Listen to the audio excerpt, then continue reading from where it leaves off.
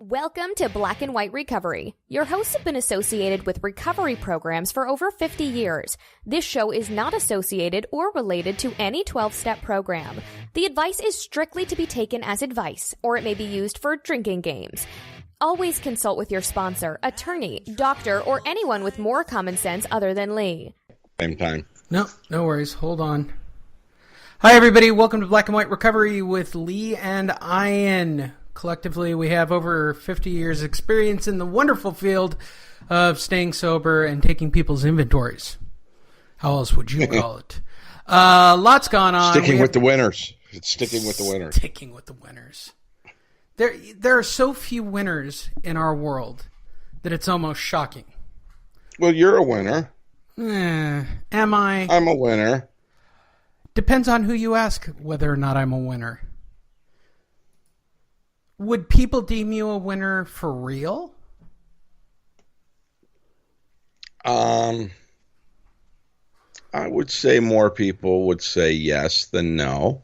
But there are certainly people who would say no. Yes, because they don't know what winners are. Well, what is a winner? Somebody that's happy with themselves. All right, but how many people are really happy with themselves?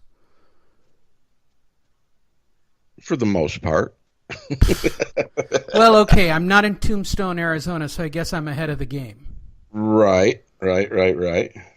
Big shout out to all the folks in Tombstone, Arizona trying to get sober for whatever reason. Yes. I'd probably still be getting loaded in Tombstone. I just got to be perfectly honest.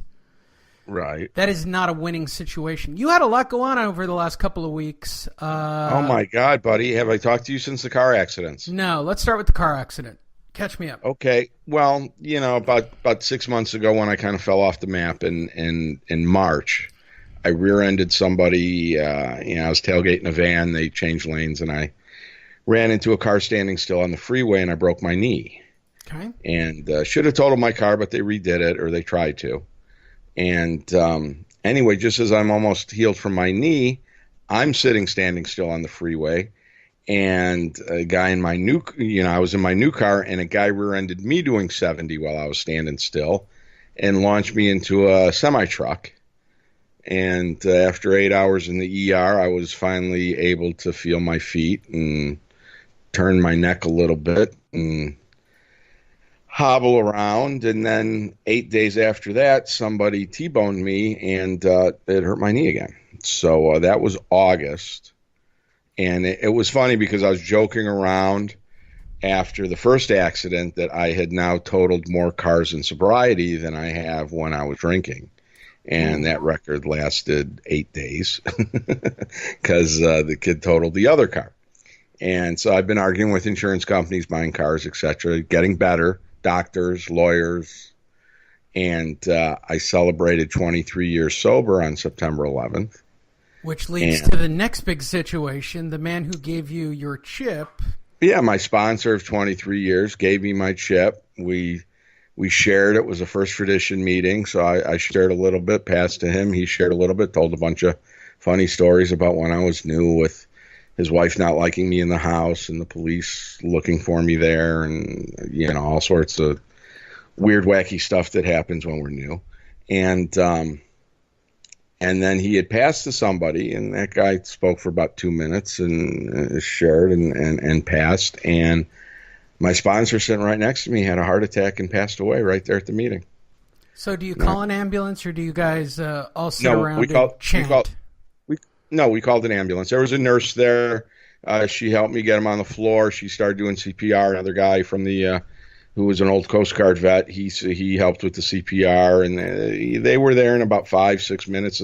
And he was revived. I mean, he was turning blue, then he was turning red, turning blue, turning red. They zapped him a couple of times, and then once he got to the hospital, though, he passed away. And I had to go pick up his wife that's got early Alzheimer's. Because I was the only one that knew where he lived, and picked her up, and that was when I got the text that the social worker would be meeting us at the hospital. So that's never good news. And yeah, as what always happens on September 11th, weird, wacky stuff in Ian's recovery. And I miss him. I wanna dedicate this podcast to him and his memory because I wouldn't be who I was without him in my life the last 23 years. Okay. So in and of itself, don't drink, don't use, no matter what, and you can die at a meeting? Question Yes. mark? Well, you know what? Other than probably the winner's circle at Del Mar, this probably would have been his second best place to want to do that. Really? Oh Yeah. my God! I got to be honest. That's the last place I'd want to die. Well, he was surrounded by people that cared about him and people he cared about, and he had been under tremendous pressure since his wife developed Alzheimer's. It was a life-changing experience for him. So did he leave the wife of Alzheimer's behind? Yes. Oh, Yeah. brutal. Right. Yeah. And now, because I just watched this recently on Facebook, they've figured out a way to cut down the tremors for Alzheimer's and for people who have... So they've actually had medical breakthroughs on Alzheimer's and Parkinson's Right. over the last, 6 months. Right. So she's got a better quality of life that's just recently happened. Oh. Right. Yeah. She's coherent. He loved horses. He liked betting the ponies. That was his thing. And that's where we would meet at this one off-track betting place in Old Town Scottsdale. And, I'd drive by there when I was in the neighborhood and I wouldn't see his car and I'd call him. I'd be like, hey, Mike, why haven't you been over at the bevy? And he's like, well, I can't leave Sharon alone for that long. And I said, well, she's in early stages. I understand the short-term memory loss, but, she's always one to kind of have a good time. She's a normie. She drinks. I'm like, why don't you just take her? And after an hour, when she says she's bored, she wants to go, tell her that she just got here and see what happens. Nice. And he's like, that's a horrible idea. I can't believe you said that. That's terrible. Awesome. No, and that's of course, a little slice of awesome, and it'll probably get a lot of hate mail, but it's awesome. Well, it is what it is. But here's the thing. The next day I passed by there. His car was there. Him and his wife were there. She was having a great time just being out of the house because she's been cooped up with her condition.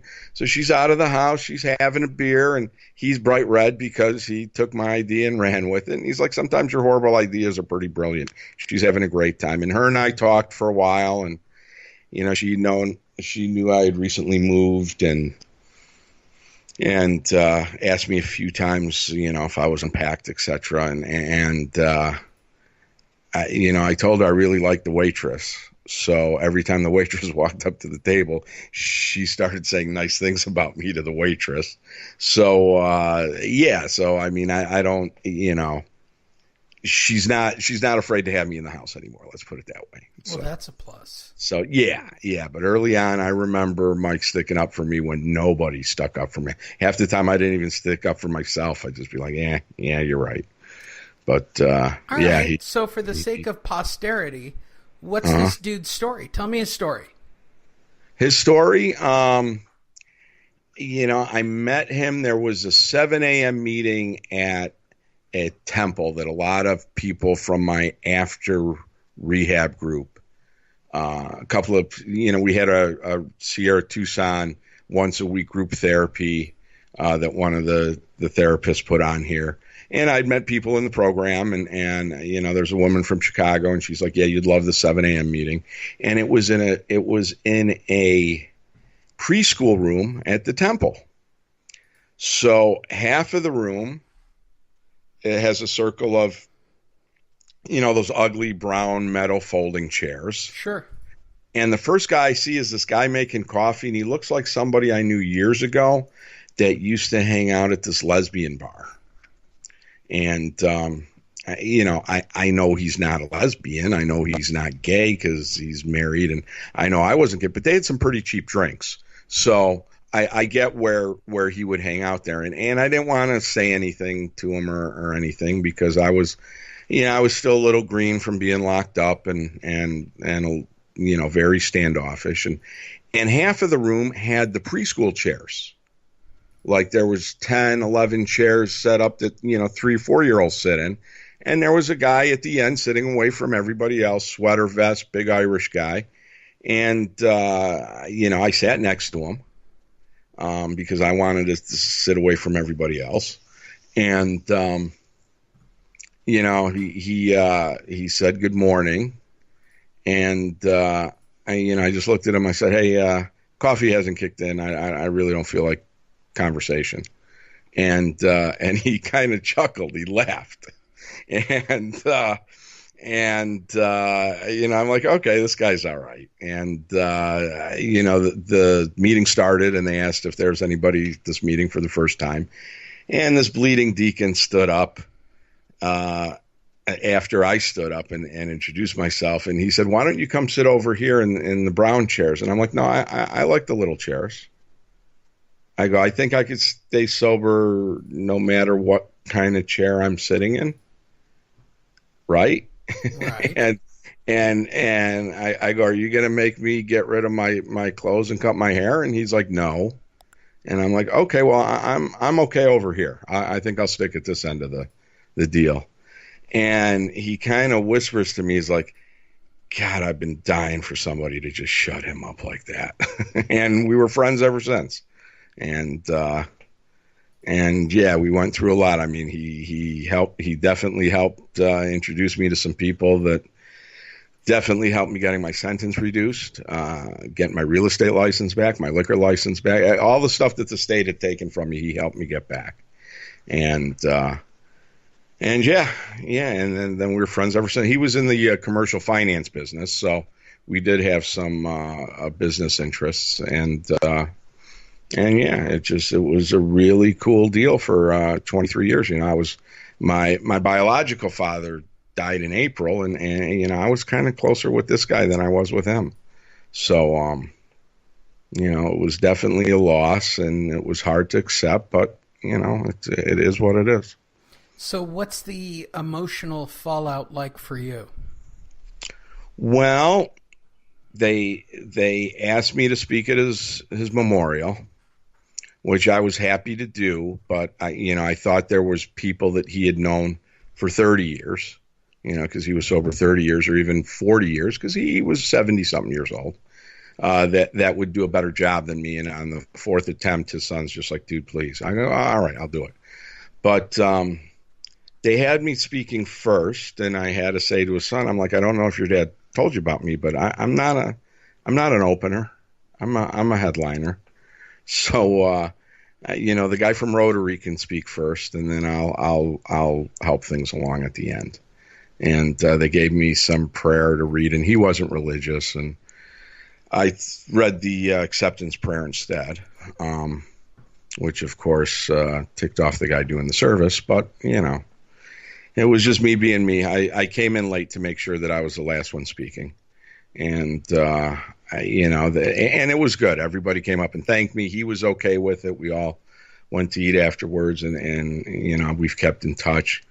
But like the morning after, first of all, the social worker that met me at the hospital was the wife of a former police officer that I had a run-in with, that I'd actually filed complaints against and won.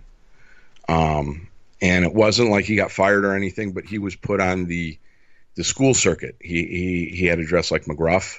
Yes. And go to the schools and taken off the street. And I'd actually ran into him like 6 or 7 years ago, and he came up, shook my hand, was glad to see I was alive, and thanked me because he enjoys his job so much more than, and in his own words, the bullshit that it was when I was running and gunning. And I'm like, well, good. I'm glad you've adjusted. But his wife, on the other hand, I took away her Clint Eastwood and put him behind a desk and made him dress up like a dog. So she wasn't too happy to see me, and I wasn't too happy that they were lying to his wife. And we were waiting for her daughter to come, and some other friends from the meeting that were closer to her age came, and I had actually, it was funny because, I hate my sobriety date.